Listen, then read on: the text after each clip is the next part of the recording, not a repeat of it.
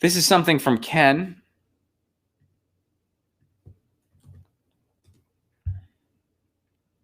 So earlier this week, we talked about bookstores, and we talked about Powell's in Portland, and we talked about City Lights in San Francisco because we did a story on Lawrence Ferlinghetti, who not too long ago turned 100 years old and has a memoir-esque novel called Little Boy to kind of celebrate his 100th year. And by the way, I just reserved it at my local library. Support your local library. I just reserved that book at my local library, and I look forward to reading it. But we talked about bookstores, and Ken shares this because he didn't want LA to go unrecognized. Here's a shout out to the last bookstore, which I have been to. It's a pretty neat store. This iconic LA bookshop is housed in an abandoned bank, both symbolic and chic. I agree with that.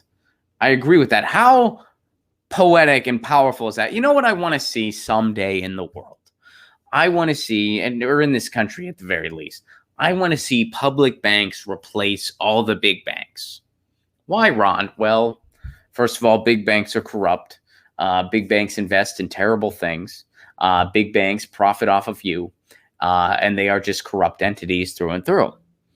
And that rhymed. I didn't even mean for it to rhyme, but it rhymed.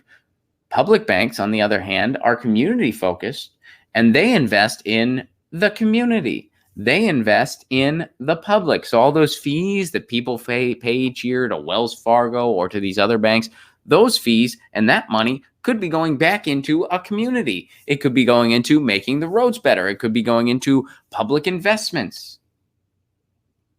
It's a much better way to do something like banking. And if we had public banks all over the country, we'd be living in a much different country.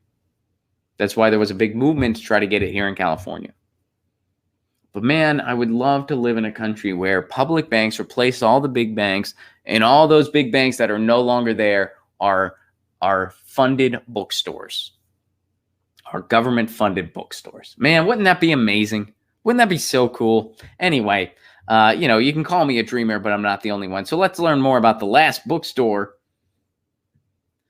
More than a few bibliophiles would prefer that their prized possessions be kept in a bank vault as opposed to a bookshelf, but few actually get to see their dream in action. Enter the last bookstore, an iconic LA bookstore with a not-so-subtly symbolic name, housed in the grand atrium of what once was a bank. The marble pillars and mile-high ceiling remain from the old bank, but in place of patrons and garden stacks of cash, bookshelves line the walls, and artful displays of books abound. Should give you a little bit of hope that maybe someday, we can reach a better utopia. We can reach something resembling a utopia. We'll never have pure utopia. I don't think that's possible, at least not in my lifetime. But we'll get a little bit closer. So Ken wants to give a shout out to the last bookstore in LA. And I echo that shout out. It's a really cool store. Definitely stop by. Support your local bookstore. Support your local library. And, it's just a flourishing of ideas. My retirement plan is to just use my library card daily. That's what I hope to do. I hope to be that guy. I hope to be that old guy with a backpack that everybody's like, oh, that guy seems like a really nice dude, albeit kind of weird. I want to be that guy. Go into my local library. That's my goal. I feel better with a plan. Get your news on with Ron. Don't you want to know what's going on? We're getting our news on today. Get your news on with Ron. Don't you want to know what's going on? We're getting our news on today. You can tweet me an article at Ron Placone. We'll go through it together and make it our own. Get your